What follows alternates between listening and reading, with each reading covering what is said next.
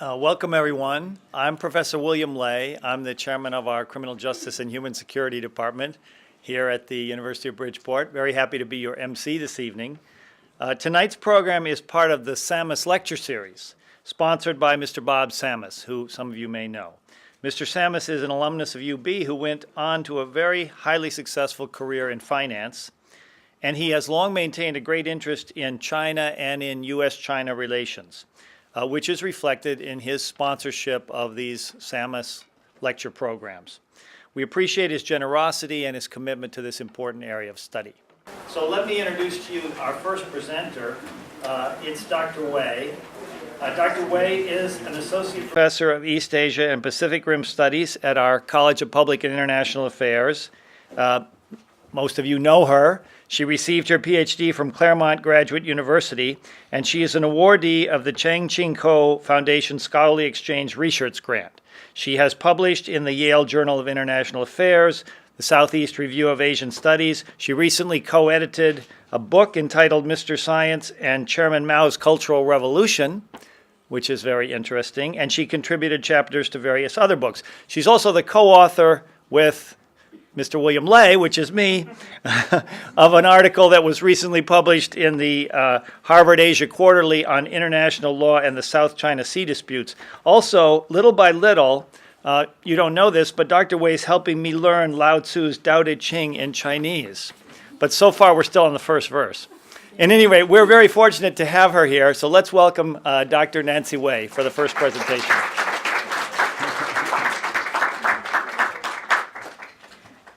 Thank you, Dr. Lay, for the very nice introduction. I don't think I deserve that. But it is a great pleasure to share with you about what Dr. Ward and myself have been working on, the navigating the China's ADIZ, the Air Defense Identification Zone. And I'm going to start with explaining this zone. This is the very critical zone. And this is, showing that East Asia, in the airspace, now there are trouble as well. So what I'm going to be talking about is 5 things. I'll start with what is China's ADIZ, the Air Defense Identification Zone, and what is the international practice on this, since, as Dr. Lay mentioned, there is no established rules around the ADIZ. And the third issue I'm going to talk about is why did China set up such a zone, and the implications for Japan-U.S. relations and implications for the regional security. I'll start with 3 concepts, and sovereign airspace, ADIZ, and FRR. The sovereign airspace is the space over sovereign territory and territorial waters, and those the sovereign nations or countries have complete and exclusive sovereignty. For ADIZ, it is on international airspace. No rules have been established, and its legal basis is unclear. For flight information region, it is coordinated by ICAO, the International Civil Aviation Organization. I'm going to start with Air Defense Identification Zone. According to this BBC News, ADIZs do not necessarily overlap with airspace, sovereign territory, or territorial claims. States define zones based on its national interest. So here are 2 examples. First, this one is the FIR of Canada. This one is the airspace of the Canada. It's a northern domestic airspace. This is southern domestic airspace. You can see there are some differences here. This part is included in the FRR, but it does not include it in the Canada's ADIZ, or the airspace. This is Canada's the ADIZ. This is in different areas. And 2 more concepts about security and security dilemma. The first concept is security.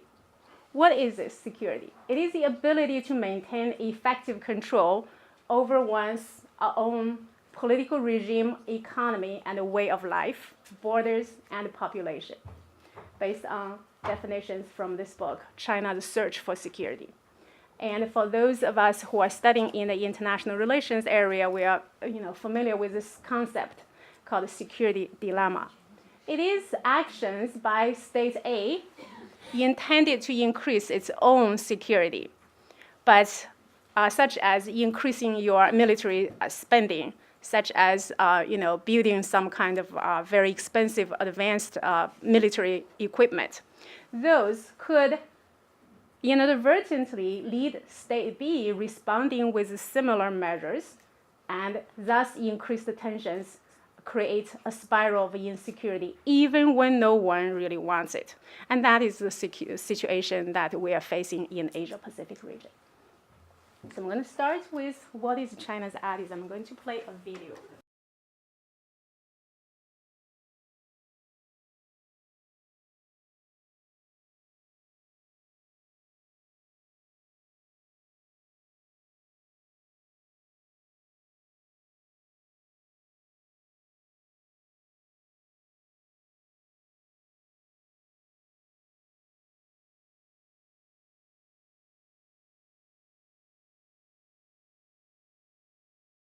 I'm not sure about the effect of the video. I'm not sure if the people at the end could hear the video.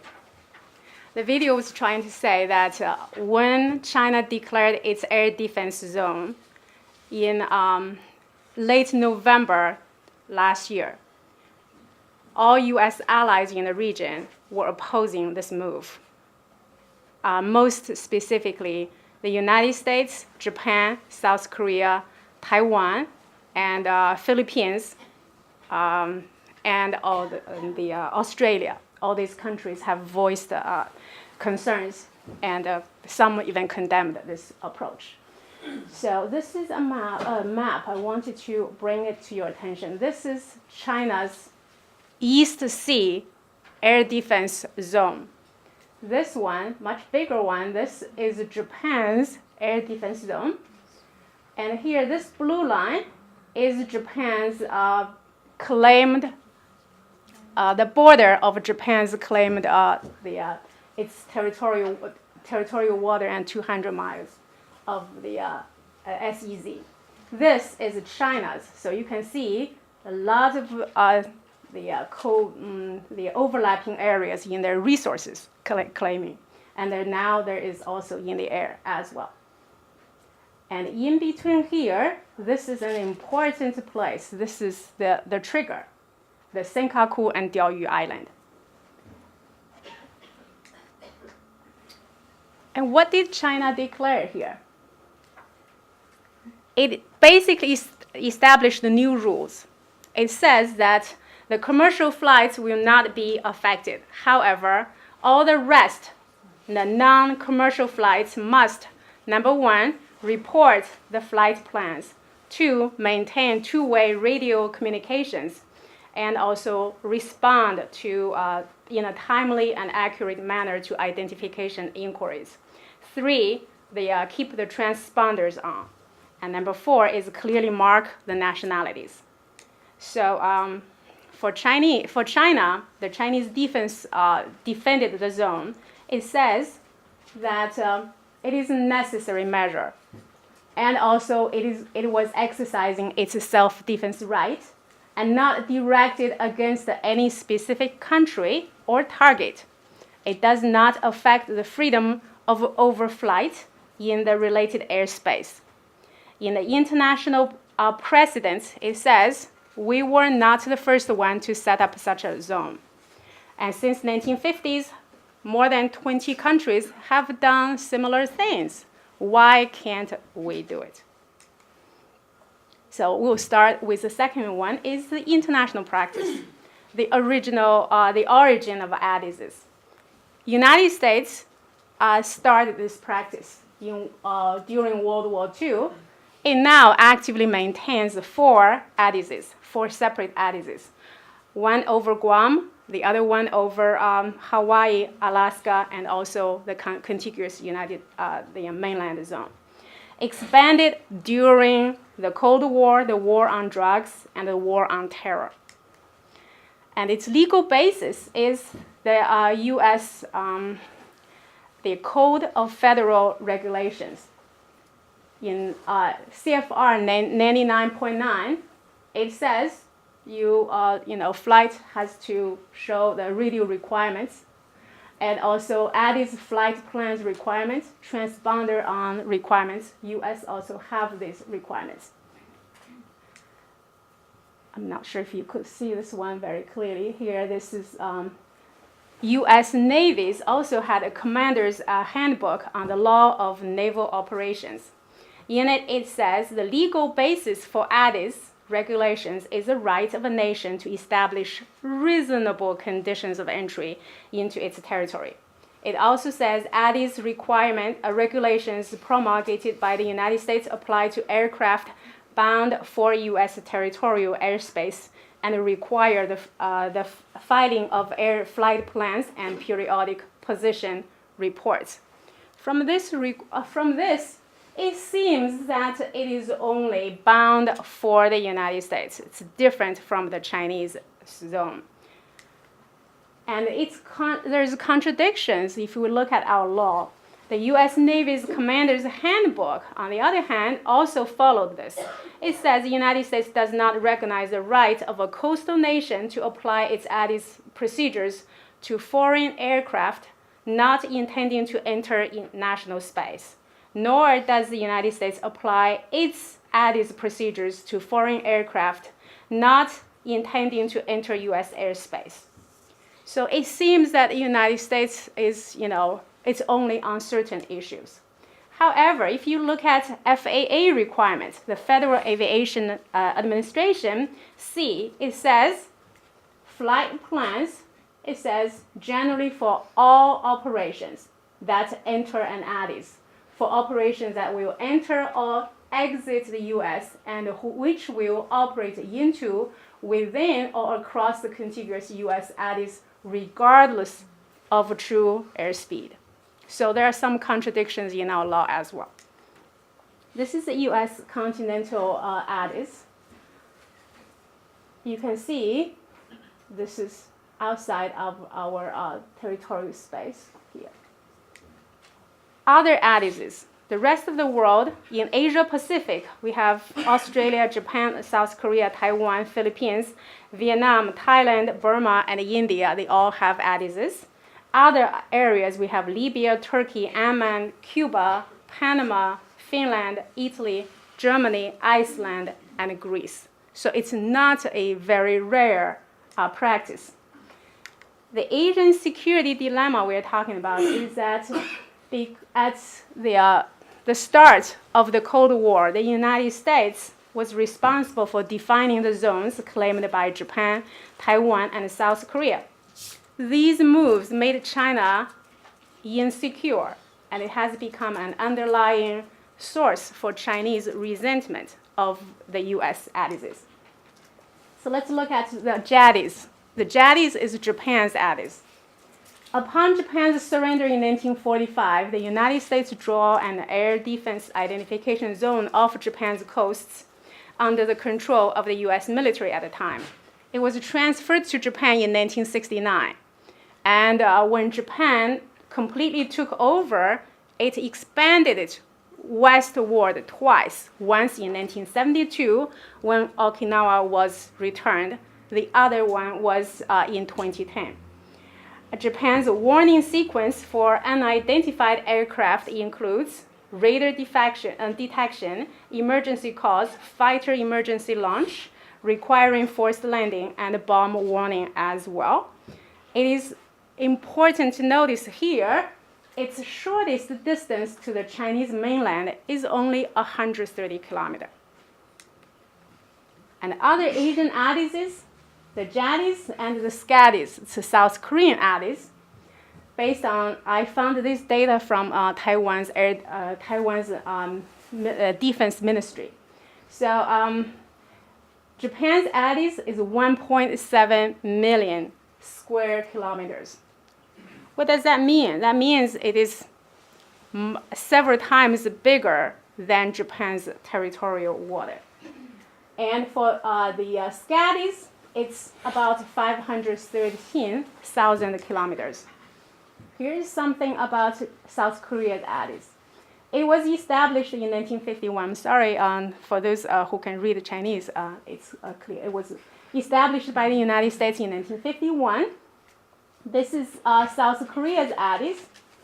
And here, this rock, disputed rock called Yudao in Korean, and in Chinese, it's the Suyan rock.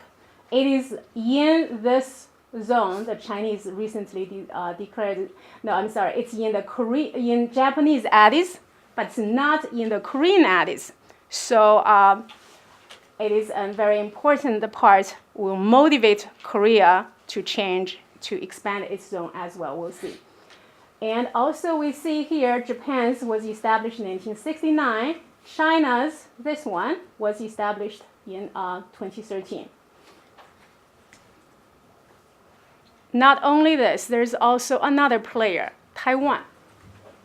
Taiwan declared its Addis much bigger, it's including mainland China. We'll see it in later slides. So this is the one when Japan unilaterally changed its Addis in 2010, which Taiwan protested this change in 2010 to include this Yonaguni. So we can see even among the allies, there are also disputes about the size of the Addis. And how overlapped is China's Addis with the rest of its neighbors' Addises?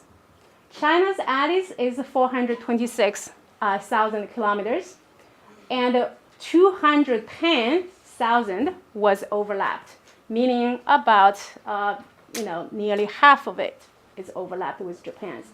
With South Korea, it's a very small part, 872 kilometers. This is before South Korea expanded it. With Taiwan's actual Addis, it's only 23,000. But with what Taiwan declared in 1953, would be much bigger, 67,000. So this also, the source came from Taiwan's defense ministry. This is Taiwan's president, President Ma. President Ma, after learning China's Addis, he expressed regret on this Addis because it also overlaps with Taiwan's. But some of the Taiwan's lawmakers interpreted that China's Addis did not include the Taiwan proper as a goodwill to Taiwan. The pro-independence lawmakers, on the other hand, expressed the concern. Here are something about the disputes between Taiwan and Japan. Taiwan and Japan, since 2009, 2010, and 2012, had a number of total about, nearly 40 airplanes. They have accidents because of the size, because of this area. So Taiwan's airplanes was stopped and forced to change its course by Japan in these areas. This is the difference between Taiwan's, if Taiwan wanted to have the direct flight to China, this is the flight. And this side is Taiwan's identification zone. Did you see any interesting facts in this slide?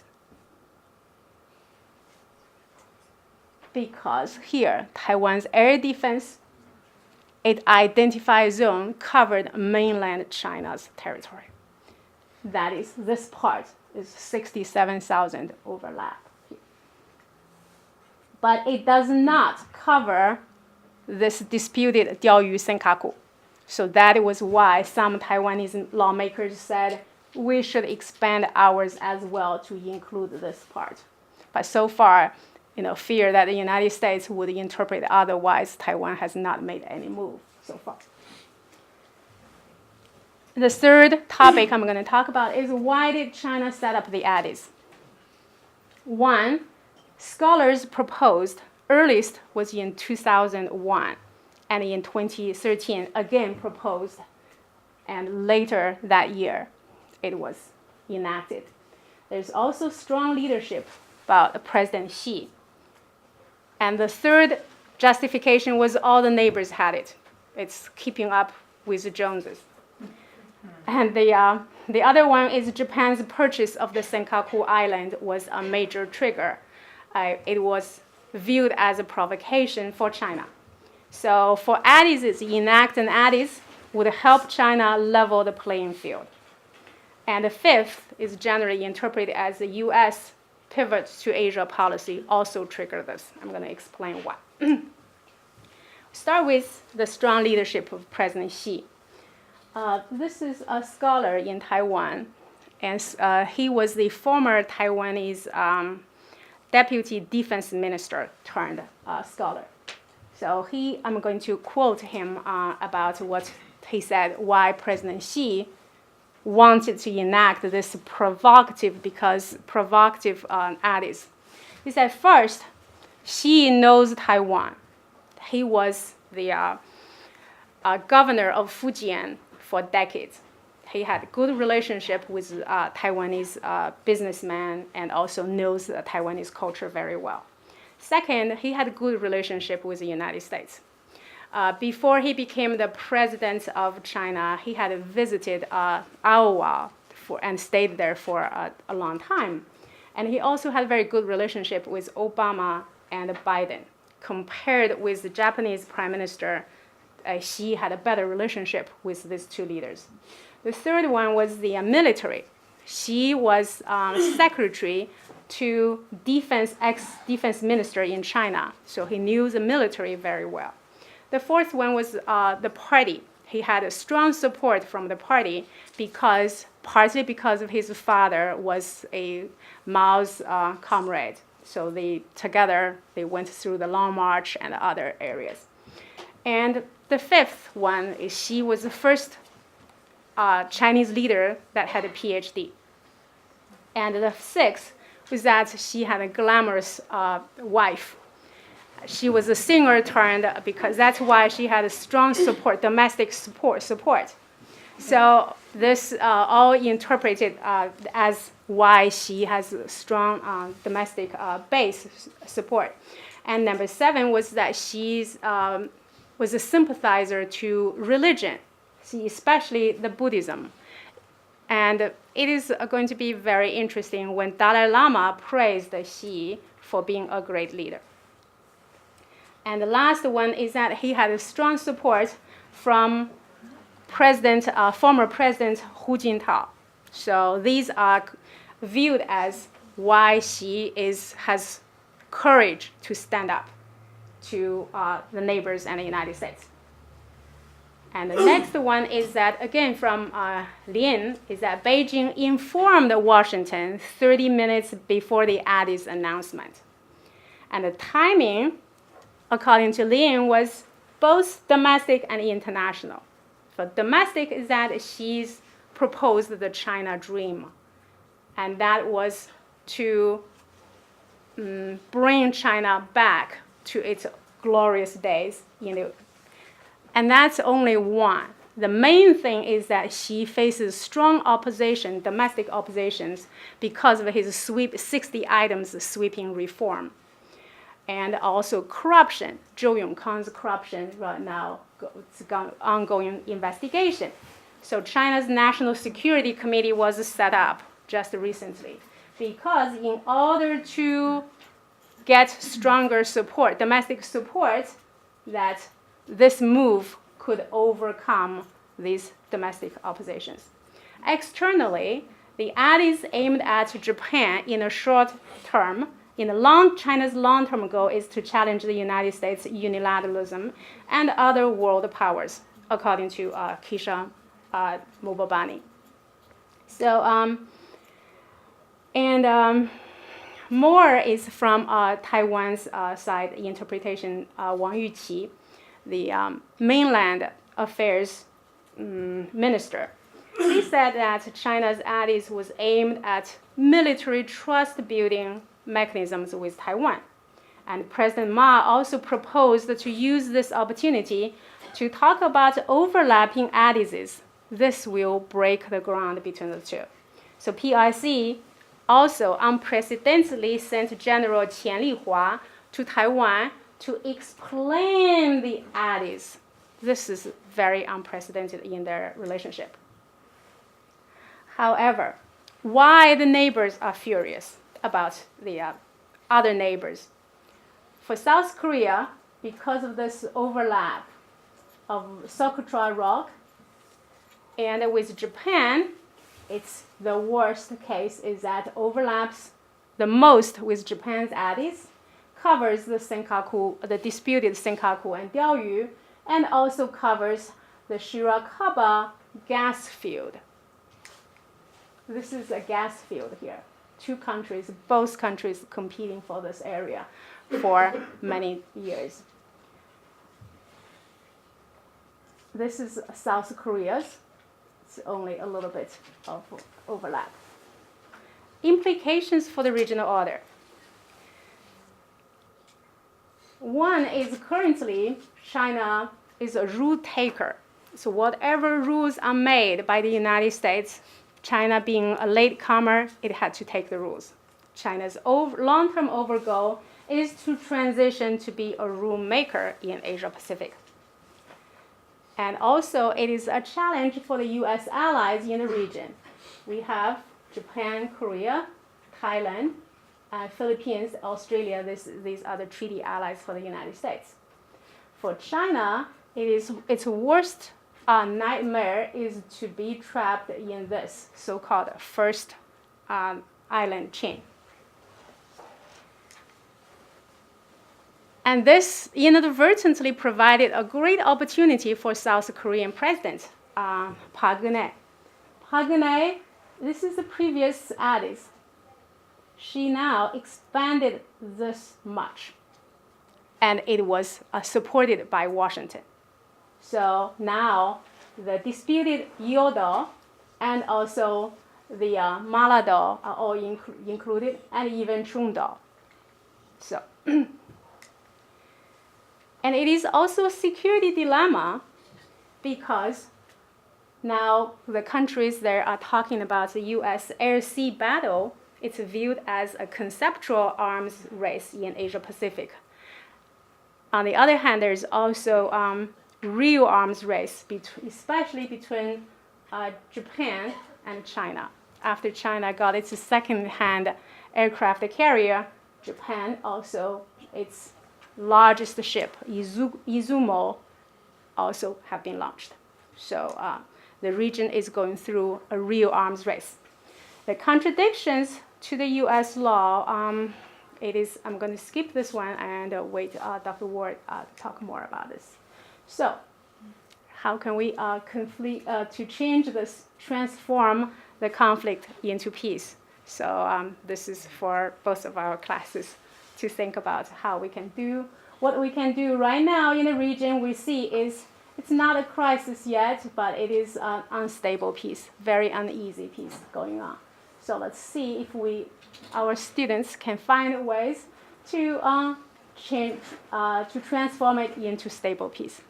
And I'm done. Thank you.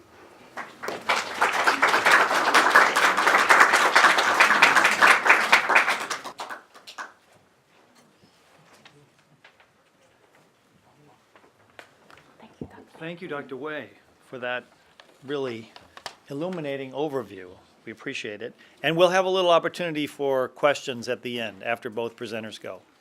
So I'd like to introduce our second presenter this evening. It's Dr. Thomas Ward. He is the Dean of the College of Public and International Affairs and Vice President for Internationalization at the University of Bridgeport. He's an honors graduate of the University of Notre Dame. He did his doctoral studies at the Institute of Social Studies of the Catholic University of Paris and at De La Salle University in the Philippines. And I think that was part of his continuing, developing, and really intense interest in Asia. Dr. Ward has been a visiting scholar at the People's Republic of China and a guest lecturer at the Academy of Social Sciences in Beijing. In fact, he has traveled to Asia more than 100 times. He was in Japan for a conference 2 weeks ago. He's going to be in China next week. Dr.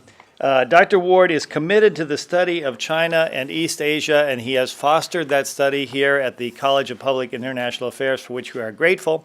And I invite him up to give his presentation.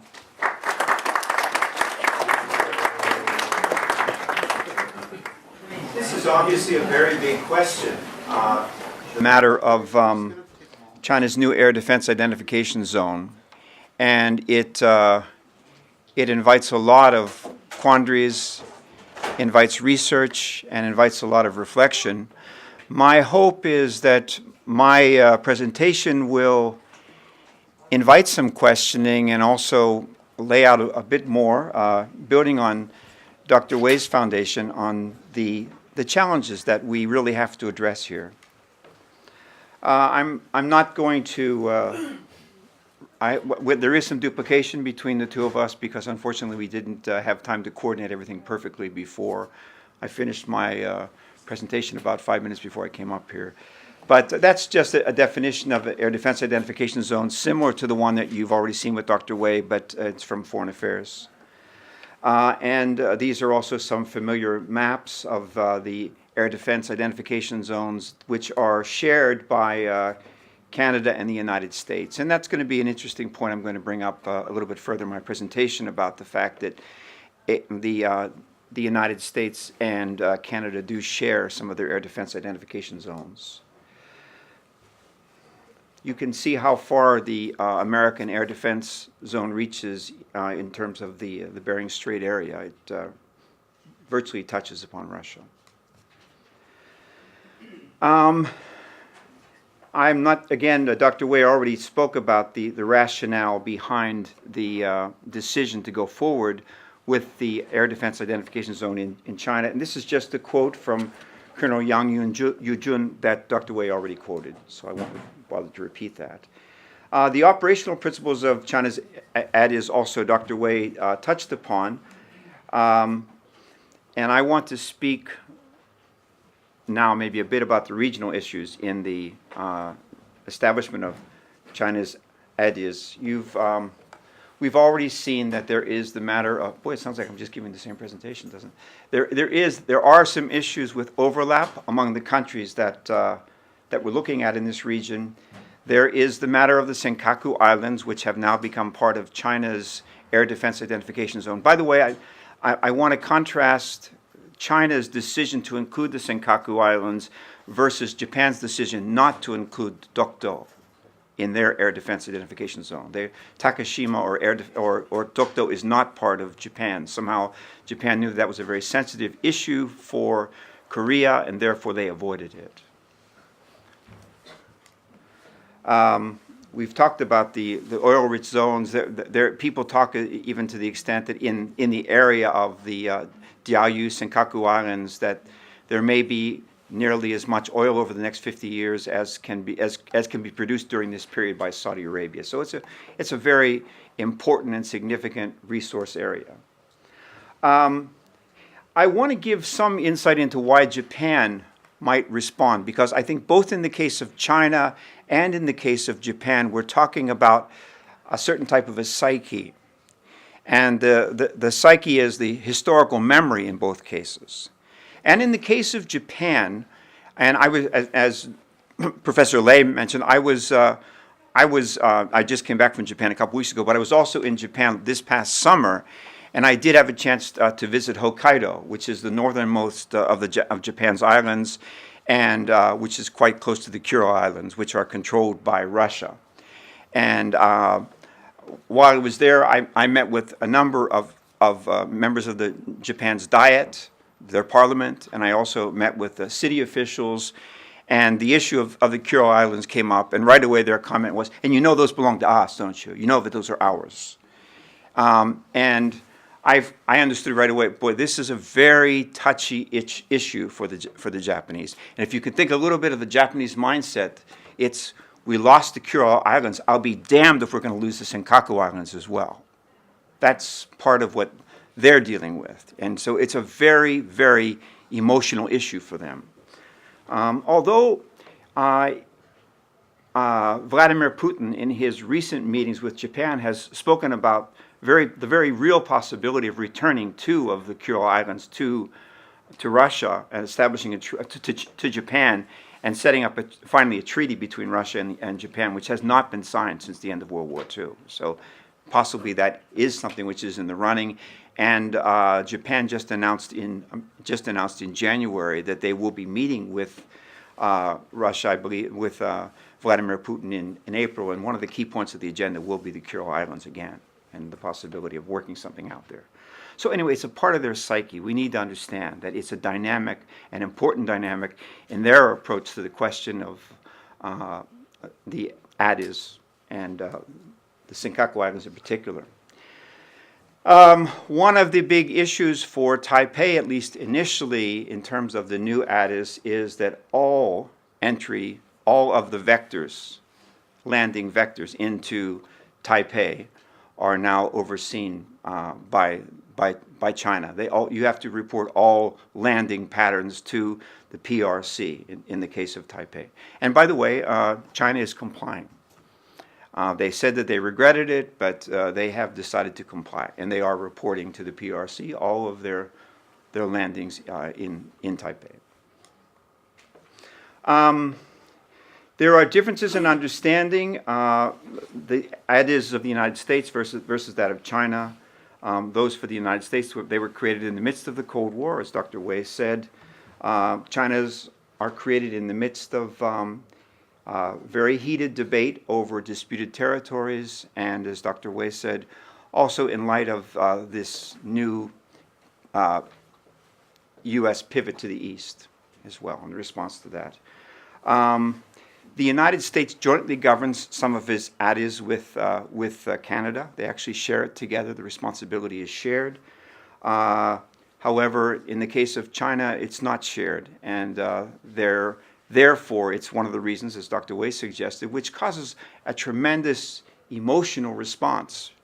Suddenly, out of nowhere, the China ADIS was expanded, and South Korea was uncomfortable. Japan was uncomfortable with it, and likewise other countries we'll talk about were feeling uncomfortable with, of course, the United States as well. So if we look at the guidelines which China has set up, we see that in each of those guidelines there are potential flashpoints, meaning potential points for conflict as a consequence of this new ADIS. First of all, aircraft flying in the East China Sea, Air Defense Identification Zone, must abide by those rules. Japan doesn't accept that. Korea doesn't accept that. So if they don't accept it, then what does it mean when they do not comply? We know what it can mean.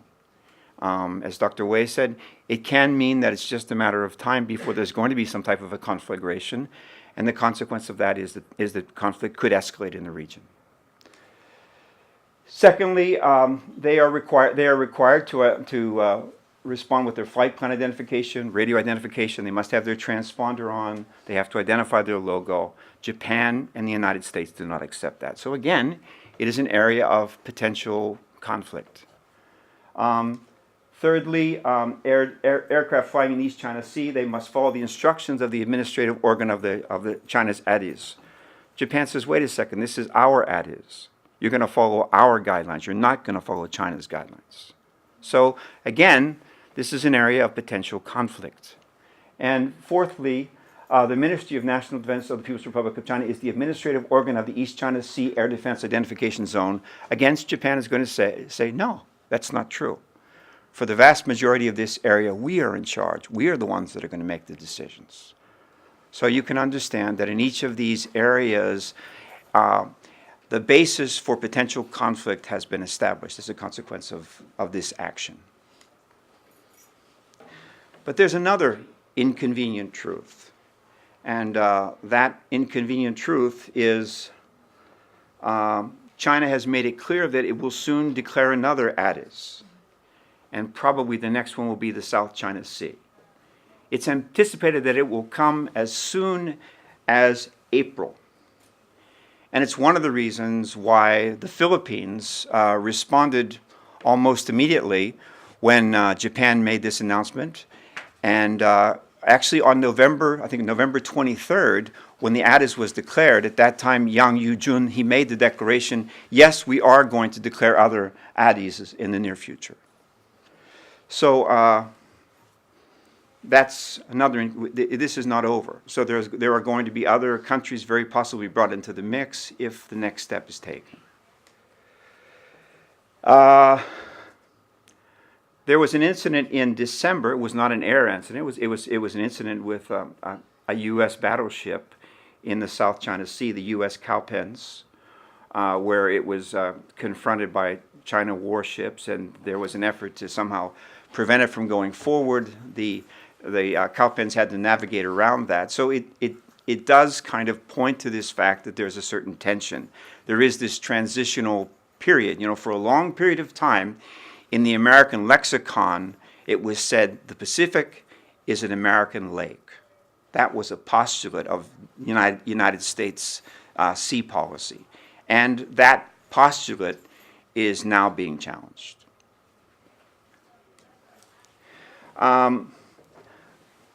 Japan is adamant about not complying with China's new ADIS. Korea, on the other hand, it expanded its ADIS in December, I think December 10th, if I'm not mistaken. And when it did so, China expressed regret, but China did not go crazy. And basically, the message that was sent by China to Korea was, our real concern is not you. Our real concern is Japan. So somehow that situation was handled quite. If Japan makes an announcement, probably things will immediately, the temperature will go up significantly in the room, we can anticipate. Taiwan, as I mentioned, has also decided to comply largely with the ADIS, and they've accepted it. The Philippines, on the other hand, is deeply concerned because of the fact that they feel that step by step they're losing sovereignty over precious territory. Vietnam is rather quiet because Vietnam has been able to work out certain things with China, particularly in relationship to the paracels, particularly in relationship to partnerships in terms of the development of resources. So it's a mixed bag, if you will, the response to these various situations and circumstances.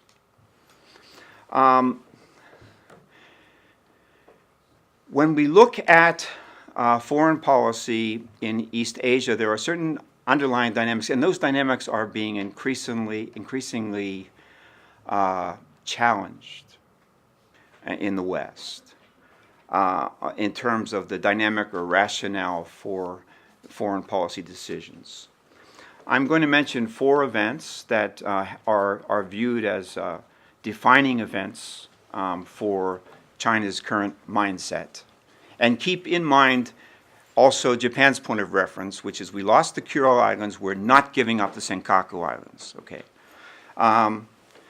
China's memories relate to abuse and the psychological impact of abuse by European powers, first of all, beginning in 1842, the so-called Century of Humiliation, from 1842 till the end of World War II, and the circumstances under which China went from one imperial power to another during that period of time, was divided into parcels, and is considered the most humiliating period in Chinese history. The so-called Great Humiliation, or the Century of Humiliation,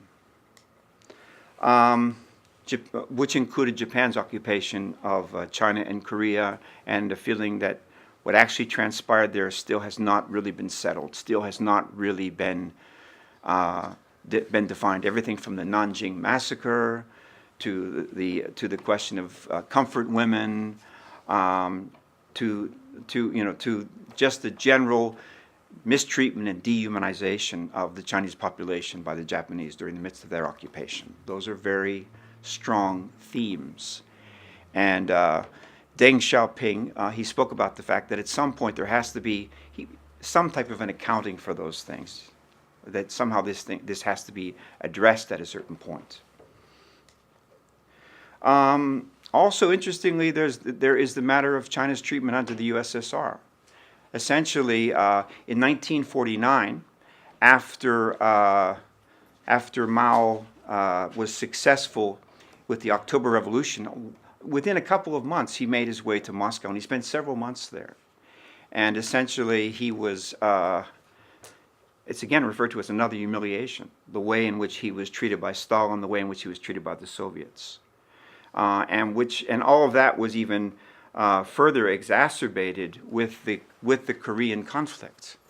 Mao didn't know that Stalin gave permission to Kim Il-sung to attack South Korea. He was stunned when suddenly out of nowhere North Korea attacked South Korea, and the United States reacted by placing its Pacific fleet just by Taiwan and right outside of mainland China's borders. And finally, this is less of an issue. It's the United States and the Korean conflict, but I think that from most accountings, from my experience, visiting China, speaking with the Chinese feel that they did pretty well vis-a-vis the United States during the Korean conflict. So it's not as big of an issue as some of these other matters are. But the point is that this is often used as a rationale for a foreign policy. We have to somehow correct the past. We have to somehow correct the past. The players of the past are all dead and gone. So how far can you go in correcting the past? How far can you go? How much can that type of a dynamic guide things as they go forward? For what it's worth, in my opinion, what is really behind China's creation of the ADIZ? The ADIZ was declared November 28th, 2013. September 5th, 2012, Japan purchased the Senkaku Islands. Now, Japan's rationale, I think some would say, was rather noble in purchasing the islands. They purchased them because Tokyo Mayor Shintaro Ishihara had a plan to purchase them otherwise. And he wasn't going to just purchase them, he was going to develop them immediately. If he did that, there's no doubt about what kind of conflict would have transpired. Japan purchased the islands, and I think that their motivation was, we've got to stop this guy from doing this. But the interpretation is maybe doesn't take sufficiently into account that fact that the Japanese government, they purchased it, they put it aside.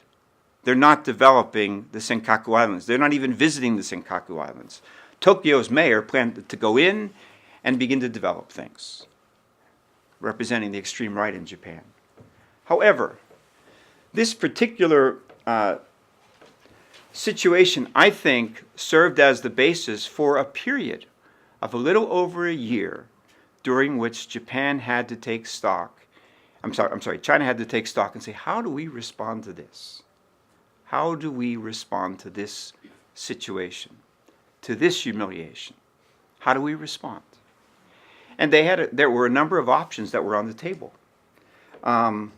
Option number one was military action.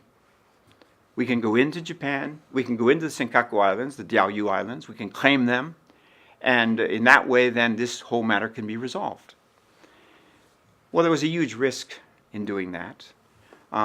Potentially it would lead to a World War III. Probably not, but potentially that potential was there. Another choice was economic sanctions. China is very careful with economic sanctions with Japan. About a year back, there was a very strong popular effort to somehow take care of or address the matter of Japan by economic sanctions, and the Chinese government made it very clear, we do not want economic sanctions with Japan. Because there are a variety of very important IT products that come out of Japan that are imported to China, and if those things don't get to China, then China's whole effort, for example, in producing Mac computers and other things, it's dead. The Chinese government said, no way are we doing that. And they stepped in and they prevented an attempt to undertake an economic sanction. Another possibility was a strongly worded statement of condemnation, which the Chinese did. But how useful is a strongly worded statement of condemnation? How far does that actually go? You know, look at the situation with the United States and Ukraine. They're strongly worded statements of condemnation. How far does it actually go? It doesn't go very far. And so all of those things, I think, were key contributing factors to the extension of the ADIZ.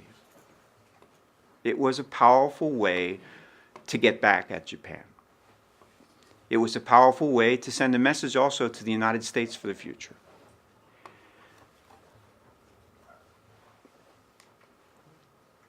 So that's what they chose. Now, the understanding of enforcement is open to interpretation. The fact that the B-52 bombers went through there, and by the way, there's a lot of debate about those B-52 bombers.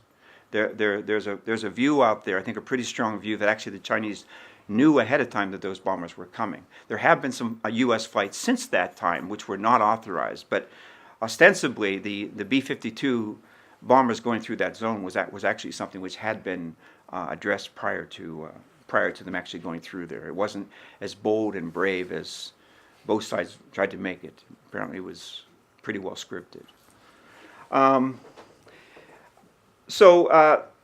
The negative. So China's response, as I said, to the expansion of the Korean ADIZ was just to say, we regret this. The same way that Taiwan said, we regret this. It means we don't really like it, but we're not doing anything about it. So China just accepted the fact that of what Korea did, and it said to Korea, now don't worry about Leodo. We're going to deal with that a little bit later. We'll take care of that issue a little bit later. The negative, the big negative about China's declaration of the ADIZ was its failure to consult with neighboring countries in advance. Now, obviously, if they had done that, they probably wouldn't have been able to do as much as they did. But not doing it is probably the biggest source of ill feeling, that they didn't contact anyone before. In the case, for example, of Korea expanding its air defense identification zone, it cleared it with everyone. It cleared it with China, cleared it with Japan, cleared it with the United States, and then it made the declaration. So somehow, if you don't want to bring about a provocation, which I think China did want to do, bring about a provocation, because it saw the purchase of the Senkaku Islands by Japan as a provocation. If you don't want to do that, then you somehow go in advance and you share things. In a sense, however, by doing what they've done and by announcing that they're probably going to have a second ADIZ in the South China Sea, they have begun to send a certain kind of a message. They've opened the way for some discussions to take place, at least in this second level of activity. So I'd like to join with you for a few minutes. I invite you to join me for a few minutes to deconstruct the maze, if you will. China-style diplomacy is amazing. I'm amazed by China's diplomacy. I'm amazed by it. They're the best in the world at diplomacy. And China's diplomacy, particularly on certain issues, is incredible because they articulate a position, but for a long period of time they do not make it an action item. They articulate a position, but they do not make it an action item. It's planted in everyone's mind, but it's not an action item. Hong Kong, 50 years. For 50 years, Hong Kong can go its own way, and then after that, it will be incorporated into the People's Republic of China. Taiwan, fine, let's just continue. There'll be a two-China policy. We'll have trade, we'll do different types of things, but we will have, we're just going to continue with a two-China policy for the foreseeable future, Senkaku Islands, Diaoyu Islands. Well, let's talk about that later. That was the point that Deng Xiaoping made with Japan when they initially began their conversation. We'll deal with that later. Let's talk about trade at this time. This is excellent diplomacy. Very, very, very wise way to handle things. Very smart. And I think they're the only ones in the world who do it so well, and they do it all the time. And the same right now with Korea. When Korea, expanded into Leodo, it's okay. You can expand in there. We'll deal with this issue later about who the island actually belongs to. They're great at this.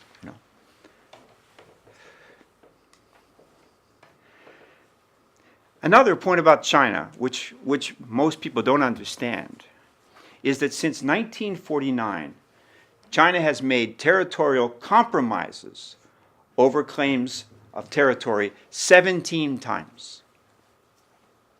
They're not 100% nothing, 100% nothing. They're not. All kinds of compromises since 1949 over territory. They've made compromises with Nepal, with Mongolia, with India, with Pakistan.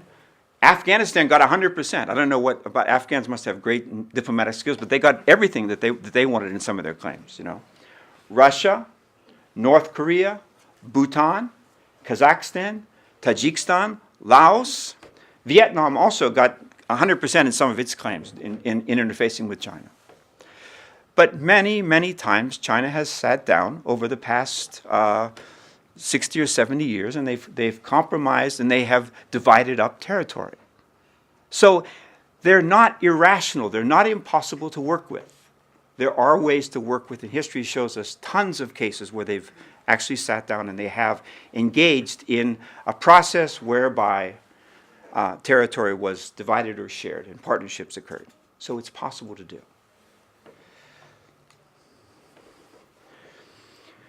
So China style is often, as I said, to articulate a position, but not to make it an action item. Foreign Affairs magazine, I think many of you know Foreign Affairs argument is, and I think it's something we have to all look at. Foreign Affairs argument is we have to deal with the new IPEDs in that way. We have to understand it as something that China did. They made an announcement. They let South Korean aircraft go through. They let U.S. aircraft go through. They've let Chinese aircraft go through. So in a sense, these things have happened. Let's not make this the focus, but behind the scenes, now's the time to talk to China to find a way to somehow address this without embarrassing them, without humiliating them, but finding a way to somehow work this out peacefully.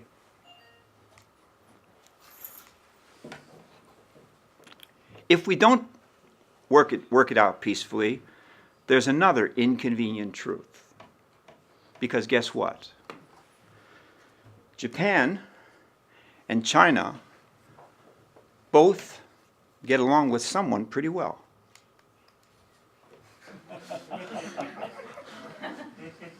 Vladimir Putin.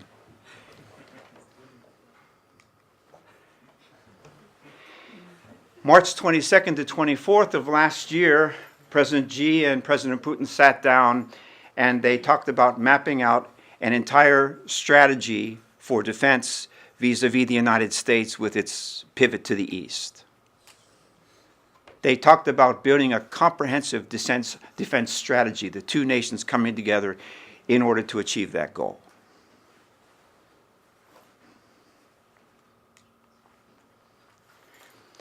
And interestingly, China has kept its integrity. Because when the Russians went into the Ukraine, at the UN, China spoke out against Russia for going in. They weren't the loudest voice, but they did speak out saying that Russia had violated the sovereignty of Ukraine, and likewise called upon China to withdraw. So I'm sorry, called upon Russia to withdraw. And also, Prime Minister Abe and Vladimir Putin get along very well. This is Yume. Yume is he's an Akita, a Japanese equivalent of a German Shepherd, I guess. And 2 years ago, Prime Minister Abe brought him as a gift to Vladimir Putin. And President Putin's taking very good care of him. So,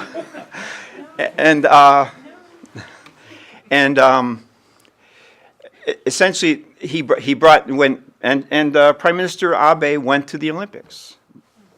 Barack Obama didn't go to the Olympics. He went to the Olympics, and he and President Putin had a very good meeting there once again, and they said that they're going to sit down and talk in April. And they're going to talk about the Kuril Islands. So Putin's in a very unique position, not just in Syria, but he may be in a very unique position also in somehow helping to alleviate the issues that are located here as well. Thank you all very much.